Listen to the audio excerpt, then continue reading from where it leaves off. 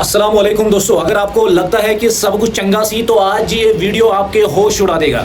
एक तरफ जहां सरकारी पेपर्स पर इंडिया दुनिया की सबसे तेजी से बढ़ती इकोनॉमी है और 8.2% की रफ्तार से दौड़ रही है, तो दूसरी तरफ देश का आम आदमी ईएमआई और कर्जे के जाल में फंसता जा रहा है। पिछले 6 महीने में फॉरेन इन्वेस्टर्स ने इंडिया से पूरे 2.7 लाख करोड़ निकाल लिए हैं और इंडियन रूपी पूरे एशिया में सबसे खराब परफॉर्म करने वाली करेंसी बन चुकी है। हालत यह है दोस्तों कि 10 मई 2026 को हैदराबाद की रैली में खुद पीएम मोदी ने जनता से अपील की है कि 1 साल तक सोना मत खरीदो, पेट्रोल डीजल कम यूज करो और यहां तक कि खाने का तेल भी 10% कम इस्तेमाल करो। चलो भाई, आज आपसे मैं बैठकर इस पेपर वाली ग्रोथ और असली रियलिटी के बीच का पोस्टमार्टम करते हैं। वीडियो को एंड तक देखना, क्योंकि ट्रंप के लगाए टैरिफ्स और सूरत के डायमंड वर्कर्स का सच आपका दिल झंझोड़ देगा। देखो भाई, पहले जमीनी हकीकत को एक छोटी सी कहानी से समझो। सूरत के एक छोटे से घर में एक बाप अपनी 2 बेटियों से कह रहा है कि अगले महीने से तुम्हारा स्कूल बदल जाएगा, अब तुम प्राइवेट नहीं गवर्नमेंट स्कूल जाओगी। शख्स का नाम है अल्पेश भाई।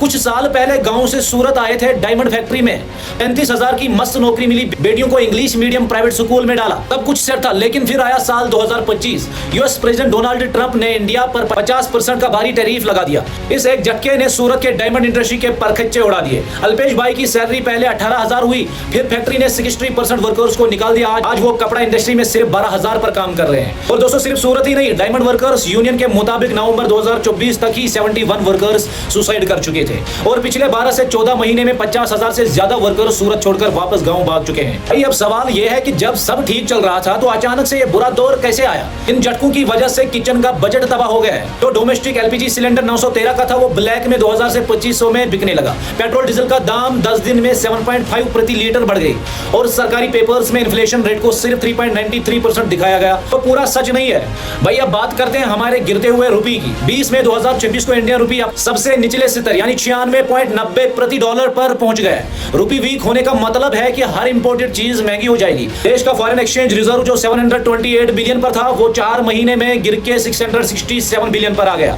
अगर इसमें से गोल्ड निकाल दे तो सिर्फ 471 बिलियन बचता है, जो 6 महीने के इंपोर्ट के लिए भी कम है। लेकिन सरकारी खजाना क्यों खाली है भाई? 2014 में सरकारी खर्चा 62 लाख करोड़ था, जो 2026 में बढ़कर 197 लाख करोड़ हो गया।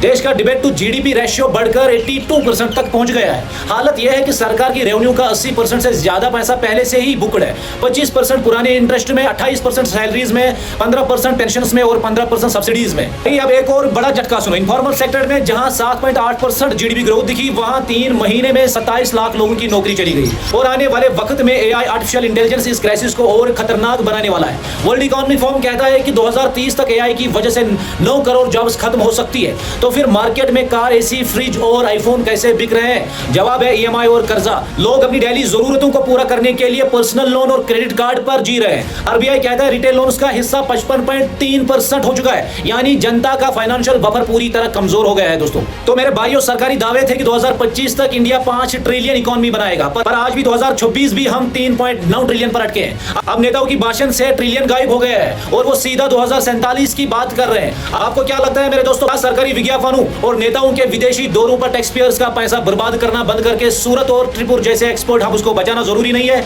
अपनी राय कमेंट बॉक्स में जरूर लिखना। वीडियो एकदम आसान और आंखें खोलने वाली लगी हो तो दबा के शेयर मारो, अपने दोस्तों के साथ लाइक करो और अपने भाई के पेज को भी फॉलो कर लेना, ताकि ऐसी अपडेट्स मिलती रहे। मिलते हैं अगले अपडेट में, तब तक के लिए मेरी तरफ से आप सब लोगों को अस्सलाम वालेकुम।